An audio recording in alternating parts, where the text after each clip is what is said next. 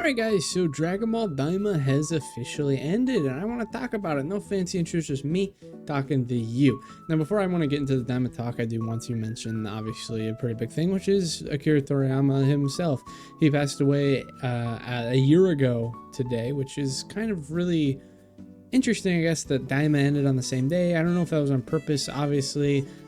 More than likely coincidence, but I mean, what a fitting day for Daima to end, for Akira Toriyama's final project to end. Kind of more about the final project stuff in a second here. But I do want to just preface this by saying that my opinions on Daima are not going to be swayed at all just due to Akira Toriyama's passing. I will not give extra praise where praise is not due because of his passing. On the same side of the coin, I will not, I will fully criticize, the aspects of Daima that deserve to be criticized. I'm not going to, pull any punches just because of his passing. And I think that's fair. I don't think there's, any reason to hold back in that regards. I think it would be more disrespectful to just lie / exaggerate my feelings, my positive feelings, and hold back on my criticisms just because of that. So I'm not going to be doing that. But full respect to the man, obviously. I have literally been enjoying Dragon Ball since I had consciousness. And to now, I'm 23 years old, and I will probably be absorbing Dragon Ball in some way when I die. I adore Dragon Ball immensely. It has been a big part of my life. I mean, in some capacity, it's something I've thought about every day. In some capacity, it's come up somewhere. Even if I'm not actively playing a video game or something, it's I got a poster up for it, or I got a background on my phone or my computer, and it's just a part of my life forever. So, I mean, I'm a big Dragon Ball fan. Who would have guessed? Who would have guessed? Who would have guessed? But let's get into, before I get into the full series review, I do want to talk about a little bit of the leading up to it. There was some controversy, surprisingly, about it. There's controversy just when the concept of Dragon Ball Daima was revealed to us. And I'm not even talking about them becoming kids. I'm talking about just Dragon Ball Daima, because it was not Super. It was not Dragon Ball Super. It was not the return of the Super anime. It was not the Moro arc. It was not the Granola arc. It was not the return to Dragon Ball Super. It was a fully new, separate thing. And a lot of people were honestly fairly upset about that. A lot of people, Moro and Granola arc are the two best arcs for Dragon Ball Super. I think it's very fair to want them animated. I don't really care as much because I can just read the Moro and Granola arc. Dragon Ball Daima was a completely new story, completely new thing, completely new idea, completely new emotions and ways I could feel about something. Compared to, Moro and Granola. Moro and Granola come out, I'm going to be very excited to watch them, but the whole time I'm going to be like, well, yeah, I read the manga. It's not that crazy. It'll be nice to see it animated, but I'm not like, my mind's not going to be blown like it could be hypothetically at this point with Daima. So I didn't really care about that as much. And then, of course, it revealed that they were going to be turning to children. A lot of people, I don't know what they're doing GT, which to a degree, I guess they were. But, it's, a lot of people are complaining about that, and I didn't really see it because, yet again, I was like, it doesn't detract from anything. And even a couple episodes in, I realized it really was not going to detract from anything. I know I remember saying this a couple episodes in where I was like, a lot of people are like, I'm not watching it because they turn into kids. I'm not watching it because they turn into kids. And it's kind of like, well, nothing really changed though. Goku and his friends don't even seem like they're really that much weaker just because they're kids. And I would say it doesn't really matter. However, on the same exact side, if it doesn't really matter if they turn into kids, then why not just keep them adults? But I don't know. They wanted to give it a more whimsical charm. They wanted you to have a little bit more fun with it. A little bit of lower, I don't want to say maturity level, because that could be misconstrued. It's not as dire, I guess. There's still tension. There's still conflict, but it's not like everyone's about to die every 2 seconds like it is with like Z or Super. It's not like everyone's life is at stake at all times. Goku and his friends decided to go over there just so they could wish to become, adults again faster. Technically, they don't even have to wait. Technically, they don't have to do that. They could kind of just wait for the Earth's Dragon Balls to work again if they really wanted to, so then they go out there, hijinks ensues. So I don't know. It's not really a big deal, if you ask me. I like that they were kids. It added just a new feel to it. You know, part of the art style was definitely built around them being, you know, younger and everything like that. Their characters didn't really change. It was just, you know, it just felt more fun, if I'll be honest. There was more fun to be had, and it was because of that. And I'm not going to complain about that for sure. And I don't really understand the full controversy behind it in the first place, I'll be honest. Next thing, of course, was controversy-wise. Some of it definitely comes as the series was going, so I want to talk about them when I talk about the actual series. But marketing was horrible for Dragon Ball Daima. Very little in the beginning and very little until it eventually came out. And then when we have the official releases for it, I mean, you have it like partnered with Netflix, but I'm pretty sure Netflix is like a week behind on videos, on episodes, which is completely and utterly 100% fucking useless. It does, if you're a week behind an episode, it's just the dumbest thing in the world. And that's just for like the sub, I'm pretty sure, just on Netflix, which I mean, there's Crunchyroll, and you get the sub, you know, the simulcast or whatever, get it like an hour later with translations. But the dub? I don't even know where the dub is right now. I don't even think it's halfway through. I don't even think even close. Like, they're not getting anything cool right now in the dub.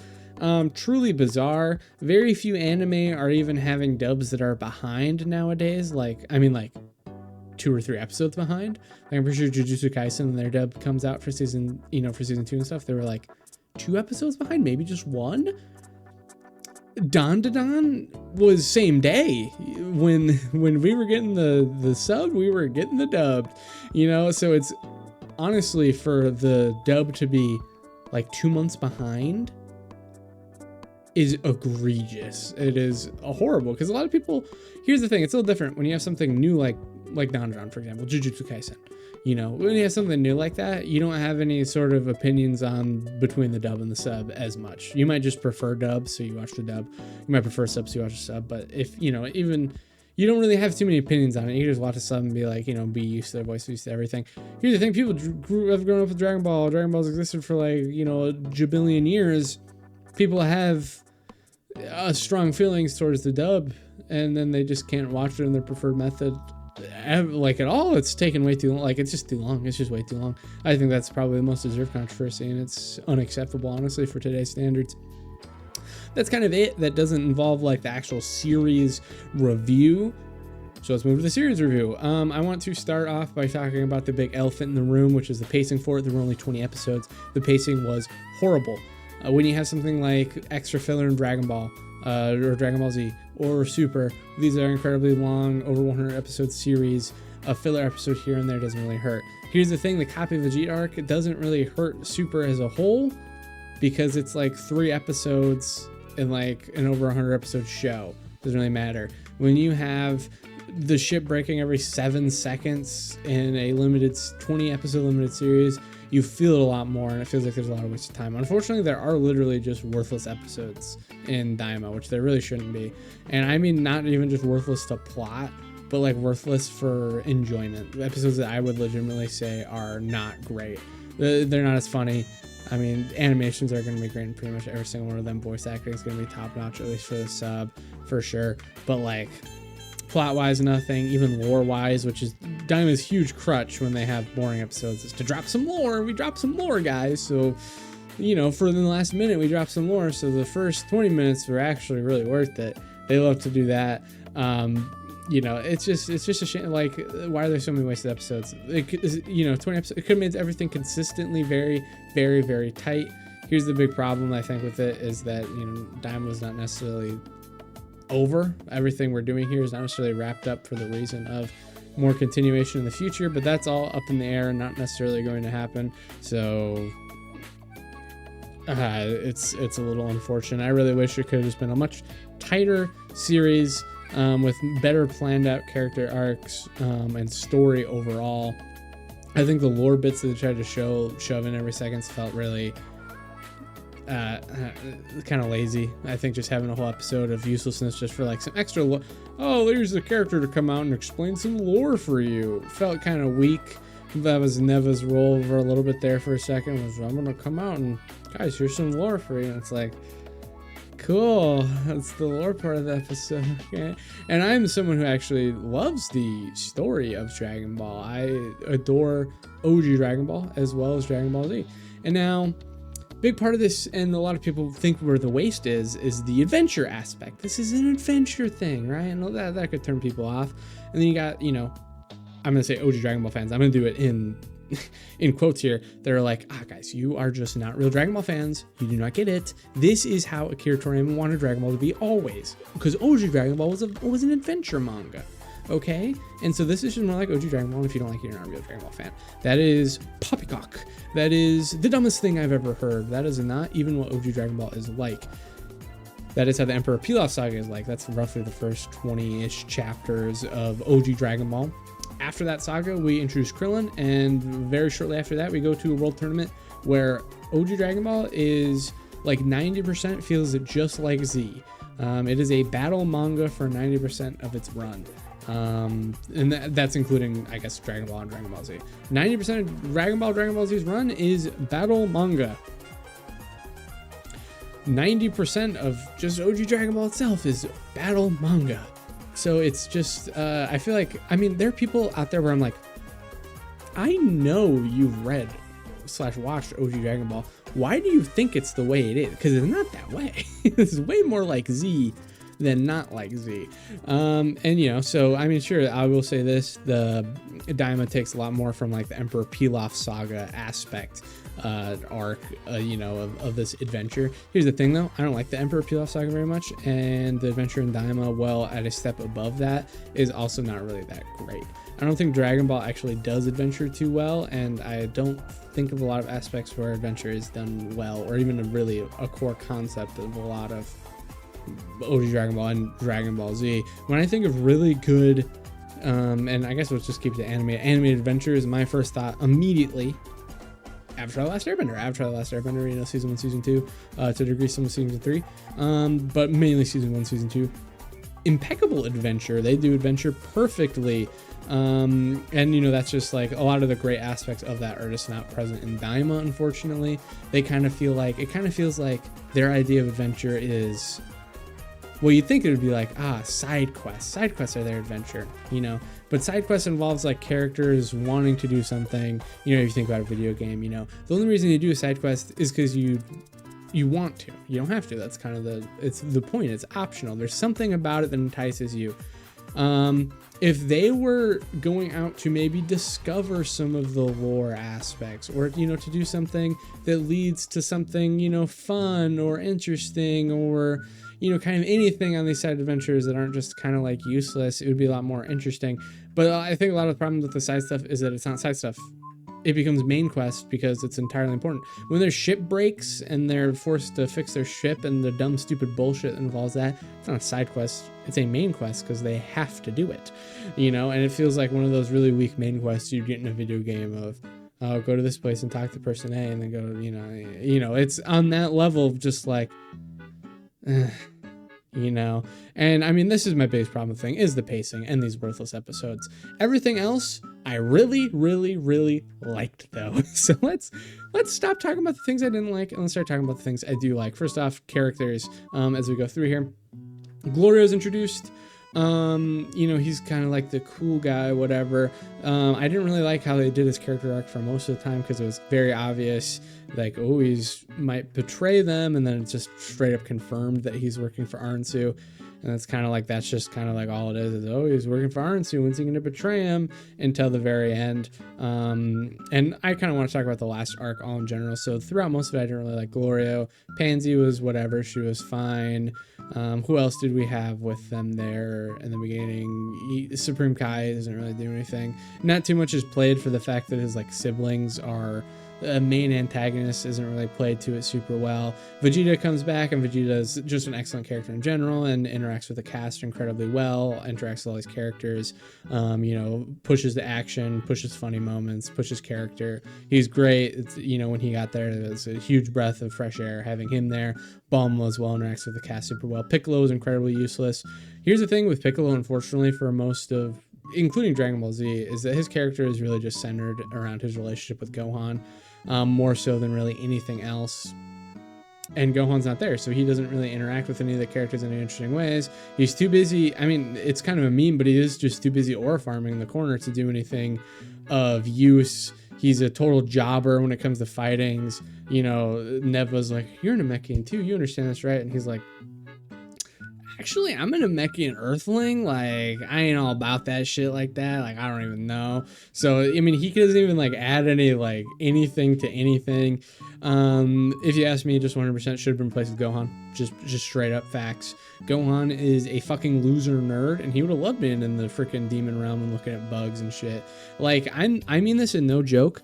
Why is Gohan not there looking at crazy freaking bugs? This guy loves Super Saiyan ants. You know, it's just, here's the reason why, and it feels like a really dumb reason, is because you just had a whole movie. I mean, that's the only reason I could think of, that he does not appear in any scene in the entire series at all.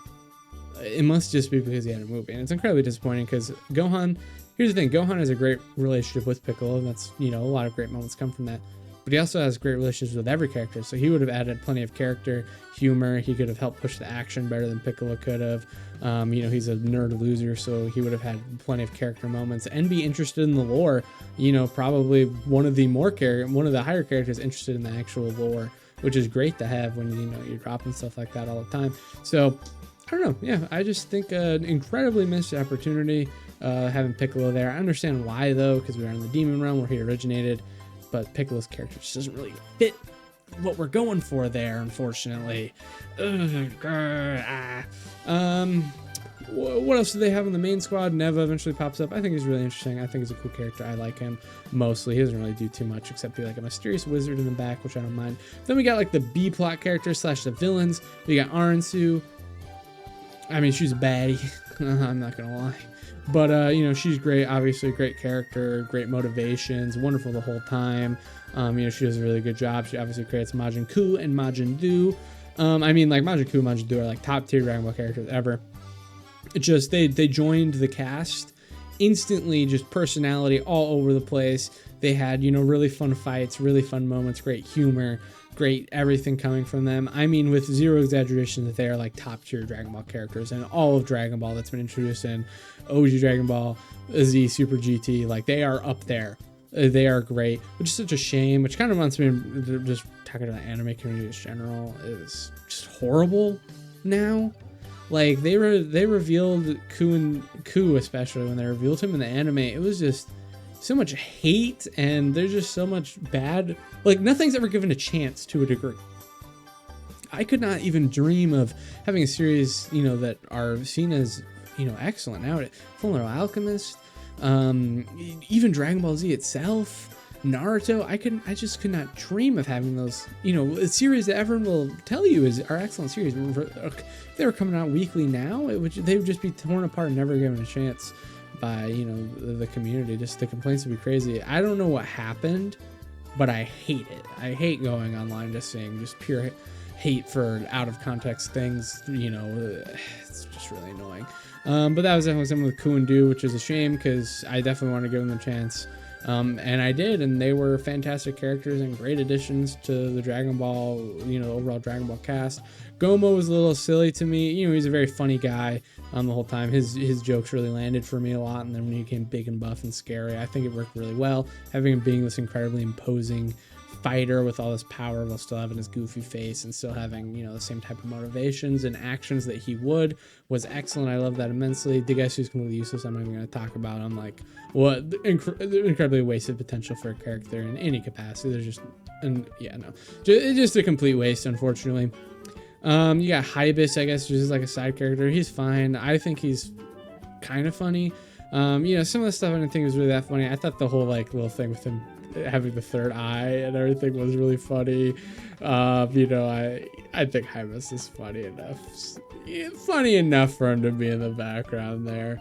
But I guess that's pretty much it for characters as we're going through. Most of the characters I liked overall. Obviously, we have our established characters, Goku, Vegeta, Bulma, Piccolo, and you know, they're able to show off all their characters in these different scenarios, which is incredibly great, and interact with all these new characters, which is, you know, kind of the point and what we want.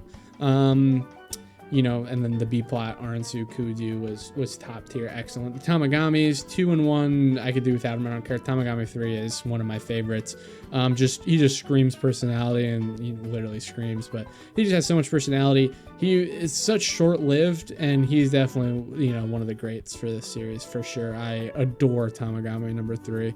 Oh, he's such a baller, dude. I love Tamagami number 3. He's so cool. I really wish he showed up the end as well as Tamagami number 2. Even if I don't really care about him, I really wish they showed up to fight in the final battle, because I can't get enough of Tamagami number 3. I adore him immensely. Which maybe I should. Now we're gonna go through the kind of the big moments, which are centered around fights. We have the first one with Goku versus Tamagami number 3. I'm gonna kind of skip the Goku Glory one because it didn't really matter that much. Very pretty, I guess I should say. All the animation's great, but everyone already knows that for every episode. We got Goku versus Tamagami number 3, Vegeta versus Tamagami number 2, and then of course the final act. Now let's start off with Tamagami number 3 fight. Wonderfully animated, adored that episode. That was the first episode where I think a lot of the people were like, yeah, Daima's got the sauce. The only reason that hit so hard, peaks and valleys. Every series needs peaks and valleys. You can't just be at peak all the time, otherwise it's boring. And honestly, the more you're at peak, the more just down it goes, because it just doesn't work like that. You need to have build up, even if it's sudden. And with Daima we'll get low. It'll be a little low, but it makes those peaks a lot more worth it. Kind of happened with Goku vs Tamagami 3. Just incredibly well choreographed, incredible animation, great fight, and then you had honestly a really fun and good test at the end there, that showed off Goku and how he was with all the other characters, and you got Tamagami 3 practicing the Kamehameha. It was awesome. I adored it immensely. It was a great episode. Then we meet up with Vegeta. Vegeta fights Tamagami number 2. We get a 2-parter. He fights him, and then boom, turns Super Saiyan 3, which is obviously great. It was really cool. People wanted that Super Saiyan 3 forever. A lot of people were immediately like, this breaks the canon, which we're going to be talking about that part at the end. But that's where kind of the start of this all came from, honestly. Well, to a degree, but I think it's the really big start of where it came from. But it was really cool. I very, very much like that his Super Saiyan 3 looks different than Goku's. I think it should. They have just different hairstyles. I really do think that they should look different. Just makes sense to me. I really liked it immensely. It was a really cool fight. It was really great. And then we went on a quick break. Had a lot of filler before we got to the final act, which we will talk about now. The final act began with Goku fighting Majin Buu for a second before Goma pops out. It creates a stadium, and we got our final fight. Now, I think this final fight slash act here is top tier Dragon Ball acts in all time. This is hitting up there with, the end of your Frieza saga, your Cell saga, your Buu saga, your 23rd World Tournament, stuff like that. This is on those levels. It's definitely high up there. It's above TOP for me. It's above all the other ones. First of all, animation on another degree. We got movie Broly level quality animation for, kind of a lot longer. And it's just so beautiful. It's so great. Having them fight, as kids really helps to make, what's his name? Goma just look incredibly more impressive. We start off with all the fighting here. It's all centered around trying to get the Dragon Balls before Goma pops out. Now I really like Aransu's reason to do what she does. She wants to, she thinks the Demon Realm's a joke. It's not really anything no one even knows about, or no one even cares about it anymore. It's not imposing at all. Dabura was the last cool thing, and he went off and he got fucking eaten. So now it's we need to make shit cool again. We need to make shit evil. We gotta make that stuff scary, right? Goma just kind of wants to rule. And, I feel he has kind of weak ambitions and reasons to do what he does. So he feels a little weak as a villain, but definitely imposing in his strength. The third eye stuff was very strong. I really like, because Goku never does this. Goku's never hey everyone, we need to go beat the shit out of this guy right now or we're about to lose. And Goku, I love when Goku gets serious. It doesn't really matter that he's a kid. He still acts appropriately. He still acts like he should. Obviously Super is missing that a lot. Super with the dumb Goku is very real. It's not as exaggerated as people say, but there's a lack of maturity in Goku and Super. That is not, even though he's transformed into a kid, that is not the aspect here. Goku immediately realizes the threat Goma is, and immediately assesses, hey, we got to go beat the shit out of this guy. And he does that, more than once. Take a second to sit back and think okay, well, how do we do this? Because we need to win. We can't lose. Losing is bad, which isn't necessarily how he is all in Super. It's easy to make the comparison because they're both a new series, but he isn't. He's very much more like Goku in this, and I appreciate that immensely. That kind of shows me that Akira Toriyama was probably a part of this one more than he was, you know, a couple other shooters. You know, in Super, like, you know, you get to you know, the more organal arc, a lot more actual manga stuff where I'm like way more convinced, you know, Akira Toriyama's sitting there with Toyotora going over it. You know, we got an appropriate Goku for that, you know. You know, with Daima, and hey, we get that. You know, Goku's acting very appropriately. We got everyone fighting him, literally everyone over there fighting him. It's super cool. It's super great. But you know, end of the day, comes down to the GOAT. Comes down to Goku transformed to Super Saiyan 3 was pretty much one of the best things there. He's fighting Super Saiyan 3 trying to beat Goma, but still loses. Gets that Neva power up. Talk about that as well. Where he turns into Super Saiyan 4, which was crazy. Then he's fighting Super Saiyan 4 against Goma, still losing. Just because, I mean, Goma really is that strong. I mean, that third eye makes him strong as hell. He's fighting. Still losing, though. Until Glorio makes the wish to turn them into adults. This also fully restores their bodies. Vegeta tries to get the best attempt he can against Goma. It's pretty good. We get the funniest joke, maybe in all of Dragon Ball, but definitely the funniest joke in outside of like Z and OG Dragon Ball with the Vegeta, if you don't get over here, if you don't quit and let Goku fight, we're never having a bath together ever again. Funniest shit ever. Like, I mean, like, no exaggeration. I was sitting back, belly laughed, called my cousin in here. You gotta watch this shit. It was cracking up. It was funny. It was really good. Then we got Goku. Oh, one of the best transformations ever. Like, seriously rivals the ultimate clip. We've all seen it. Goku transforming to Super Saiyan 3 to fight Fat Poo. Rivals that. Better animation, just crazy, you know. Got just an incredibly old woman just screaming her heart out, and just some of the best, you know, voice acting ever. And to Super Saiyan 4, just a beautiful moment, you know, into an incredibly hype ending to the fight. An incredibly hype ending to the series, you know, this whole thing in general. I do want to go into a little bit more of the fight stuff just a little bit, because we do have some stuff in the background I want to talk about character-wise. Really, it's just for Glorio. Now, like I said, I wasn't really a big fan of Glorio that whole time, but I did notice as they were fighting, there was a lot of things that I really liked happening that made me really like Glorio, which was kind of how much he liked Goku. It kind of came around to him really liking Goku.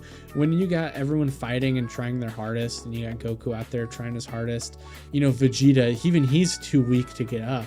Glorio, you know, you'd think he's out and about. He looks at Goku charging up, fighting his strongest, and he's literally like, I can't sit back. I gotta help.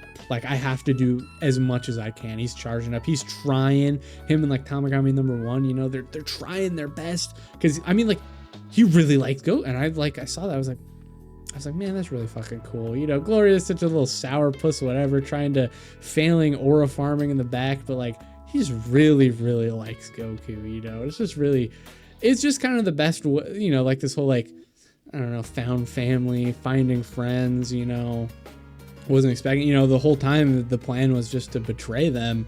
You know, but this, you know, I thought it was just really well done. This whole like Gloria, you know, kind of like really found himself liking everyone and just having real friends and stuff like that. It was really powerful being able to see that there. And of course we have the actual betrayal against Aransu, and you know, Aransu is an excellent character as well, and you know, with her just being like, I mean, just the way it goes, just get out of here. And Goku getting his name right, and then Glorio standing next to him, you know, Glorio for now having to look up at Goku now, and you know, Goku being like, Glorio, you're a real one. And dude, that picture, you know, when they stand side by side there watching Vegeta fight, I was seriously just like, man, I really like Gloria. That was really good. That was really well done. I liked that immensely. I really, really did. I thought it was incredibly sweet. I thought they did just a fantastic job with it. Instantly took a screenshot of that instantly. I was like, oh yeah, pause, screenshot. I had to. It was just too good. It looked so nice seeing the two of them next to each other like that. It was a really well done arc overall. I feel like maybe there could have been a little bit more of, you know, this like in their adventure moments of their bonding, but I still think at the end of the day it was done really well, and I really liked it. So that's kind of really what I have to say about Gloria, because that's really most of what we get there, other than of course Majin Buu saving the day and Majin Buu, I don't know, being one of the best ever. Let's start with Buu. Him turning Super Saiyan 3. Him eating a cookie and turning Super Saiyan 3. was some of the funniest shit ever. It was so funny seeing him turn Super Saiyan 3, and then the fighting that he did against Goma, and you know, fighting alongside like Goku and the Tamagami stuff, was actually legitimately so cool.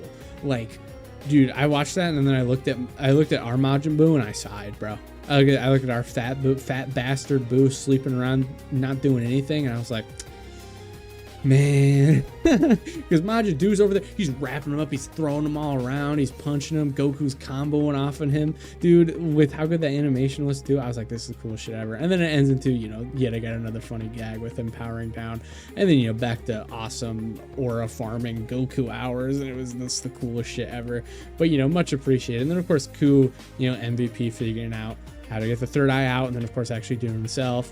And then we'll transition now into the actual ending, where Ku does become the new Demon Realm, you know, Supreme Demon King. You know, he's obviously pretty smart, and like he said, he's got a good judge of character.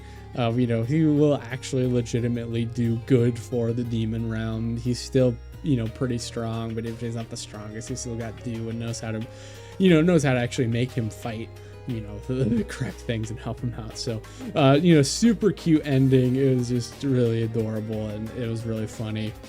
Some other great moments from, you know, the actual ending, of course, is Goku and Vegeta talking about the new transformation. We actually name drop Super Saiyan 4, and Vegeta, you know, Super Saiyan bargain sale, and Goku, you know, go like, oh, you literally turned Super Saiyan 3, and fucking Vegeta, Ultra Vegeta 1, and Goku be like, what the fuck, dude, what are you even saying as he leaves? So funny. It's just so silly. Just exactly what I wanted here. You got all the characters ending.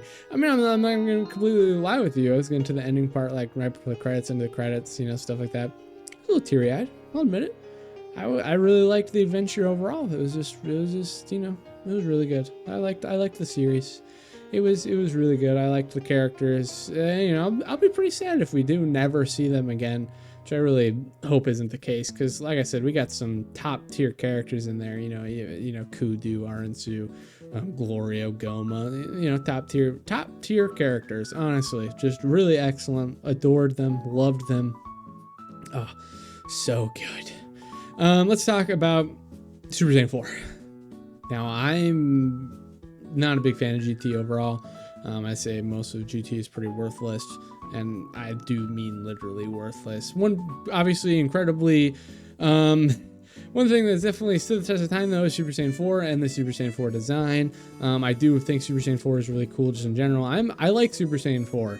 I like the Super Saiyan 4 more, though. I like the colors more. I've always been a God Glazer, God from Glazer, and I mean, there's some similar colors there, and I think they work really well. I love his arms. When he's a kid, I love the big arms, you know, the big hands. I like them as an adult as well. I like his more monkey mannerisms. He has some amazing fight scenes. Unfortunately, I am like brain rotted with Dokkan, so half the time I am looking at it being like, I could see that being in Dokkan. I could see that, you know, like when he's a kid and he's charging up the Kamehameha and he gets punched, and then, you know, he uses the Kamehameha there. A lot of people are thinking counter. My first thought was stand by, revive, have him stand by. You revive and, you know, cut to him, and then boom, launch in the, you know, counterattack. Stand by, revive, counterattack. You know, like that's literally what mine thought at first. But the point is just really cool shit. Super Saiyan 4, great addition. I really like the way they did it. I like the way it looked. I like the transformation. Let's talk a little bit though about like the really weird stuff with the transformation. Now, I'm not going to talk about the continuity stuff as far as how this fits into Dragon Ball yet. But Goku's talking about like, you know, oh, Super Saiyan 4? And Vegeta's like, what the fuck? You always had that shit, bro? And Goku's like, well, you know, after Kid Buu, like, I'd have to train. Like, he was strong, you know, which makes sense to me. And the words he used, a lot of people thought, like, oh, he could just transform into Super Saiyan 4. Like, oh, he could have just gotten Super Saiyan 4 any time. But he literally says the words, like, I didn't think it would work. So that really makes me think that, no, he couldn't have. You know, when he was fighting Time number 3, he couldn't have. Before that, you know, let's say he was full and wanted to go Super Saiyan 4. I don't think he could have tapped into it. I do think like Neva helping him out there definitely helped him to unlock it, and now he just kind of can. He's like, all right, I understand it now. We know how to do it. But like, you know, he knows he had the potential for it, but he couldn't do it himself, is pretty much the way it feels. I mean, like, technically that would always be true for Vegeta. Hey, technically he knows the potential Super Saiyan 3 is in him because he's seen it, but unlocking it's always been the hard part. And now he has, and now that's great for him. And now he could try to do that with Super Saiyan 4, I guess. But I think that's kind of how it was with Goku. He knew there was another level, but he just couldn't necessarily unlock it, you know, himself without a little help, which is how I feel like it was, and honestly how I'd like it to be. And that's how I saw it. It's not super clear. Like, it's not super clear. I mean, Goku himself literally says the words like, I don't think it would work though. Like, you know, I don't think I could do it. I mean, he said the same shit about, like, you know, there's a lot of things he said that about. So I don't know. I think that's kind of how I thought about it. I don't think he could have just been whipping out Super Saiyan 4 anytime.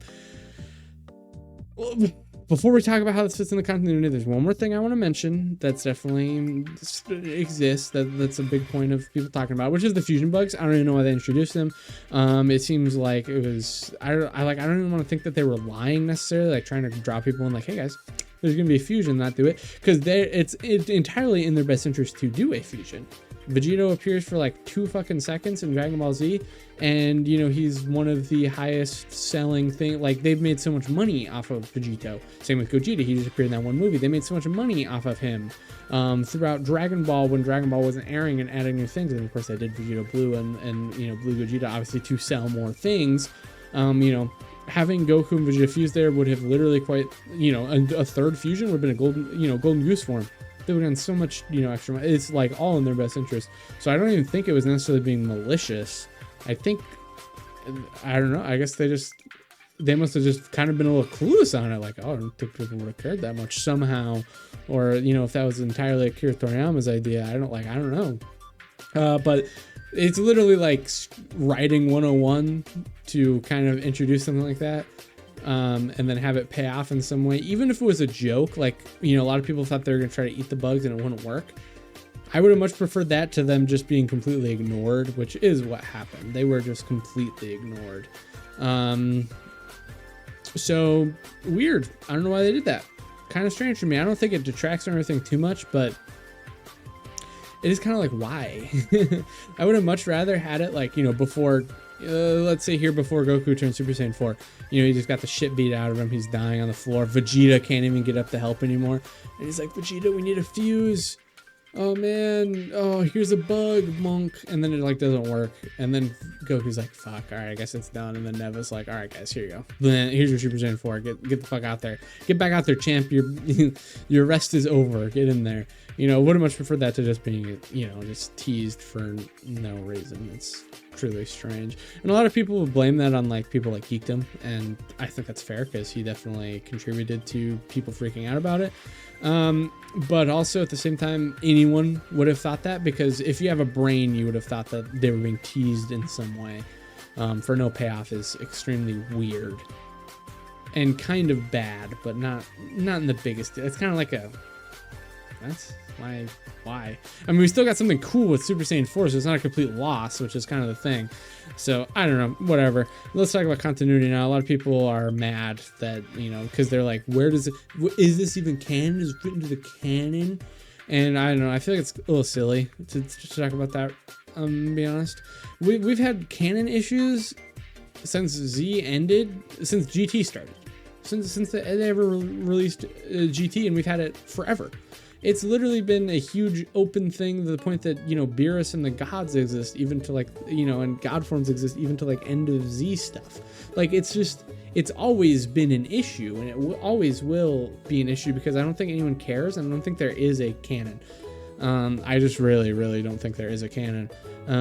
Honestly, Dragon Ball now kind of feels to me like comic books do, like Spider-Man and Batman. Spider-Man, there's an agreed to canon that everyone fits, unless they're doing some what if. This part is always the same. Peter Parker, he gets bitten by the spider, gets the powers. Uncle Ben dies. With great power comes great responsibility. He's Spider-Man, the hero we all know. I think it's the exact same thing with kind of Dragon Ball now. Dragon Ball and Dragon Ball Z are just kind of our official origin story, and everything after that is quote-unquote non-canon, quote-unquote fan fiction.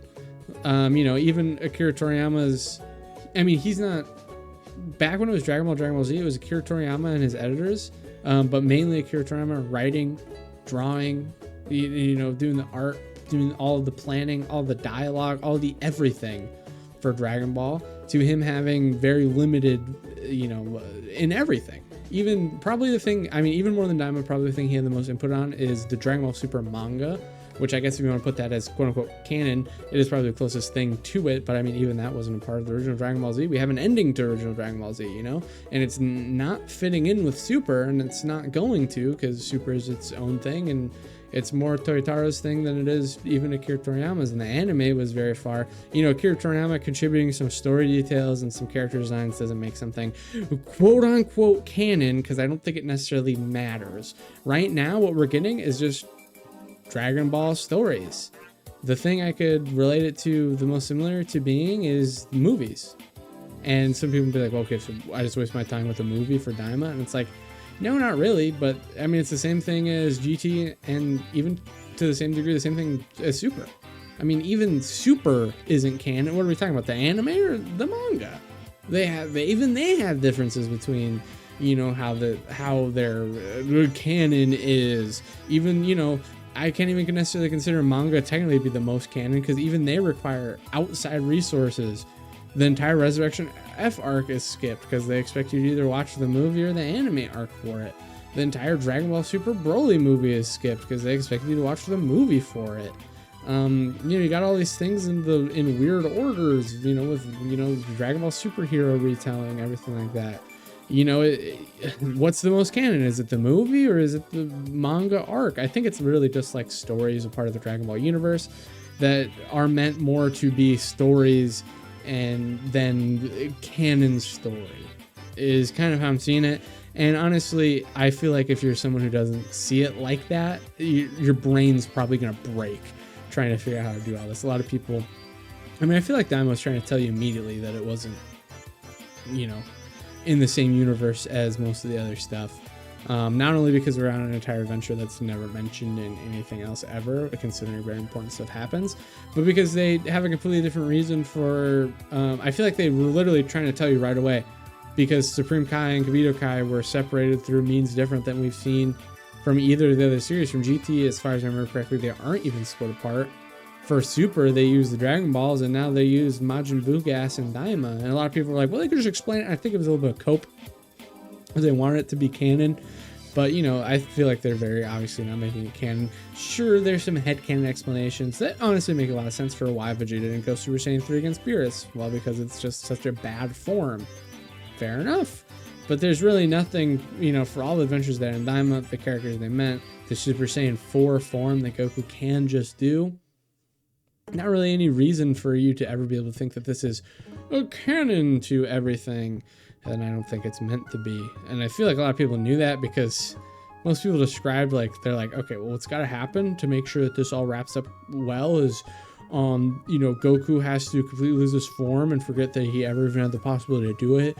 And Vegeta has to kind of look at the camera and go, I'm never using Super Saiyan 3 again due to how poor the form is on your stamina and this and that and blah, blah, blah, blah, blah, blah, blah. So, you know, I mean, even the end has them going to get a bunch of fucking bugs that are never mentioned again. So it's pretty obvious. And honestly, I don't have a big problem with it. When I think about it kind of more like just stories, it is what it is. I liked Daima a lot. I really did. It was an incredibly fun adventure. It's just nice to have something, you know, Dragon Ball come out that I'm just going and watching weekly. And I'm very much going to miss, you know, my Fridays were special because it was Daima Fridays. And now that's gone. And I haven't really felt something that special. You know, I mean, I really liked Don Don. I was watching that every week it came out, but it did not feel nearly as special as Daima did. So, I mean, thank you, Daima. Thank you, Akira Toriyama. I did like it overall. If I had to give it like a rating, like probably like 7.5 out of 10-ish. That might seem a little harsh to some people, but I probably grade on a harder scale than you. Like my serviceable is like 5 out of 10 and my like good is like 6 out of 10. So, you know, there's a lot of the peaks that they decided to hit, they hit incredibly hard. Fortunately, it's very limited, and you know, it's gonna be a little bit hard when I do eventually come back to rewatch it. It's gonna be hard not to skip quite a few episodes. I'm gonna be honest with you, because a lot of them are just kind of useless. So is what it is. I like Daima a lot. Thank you so much for sitting here yapping with me. I love you all so much. I usually do Dokkan content if you're new, so you could subscribe for that. And if you've been here, then I love you.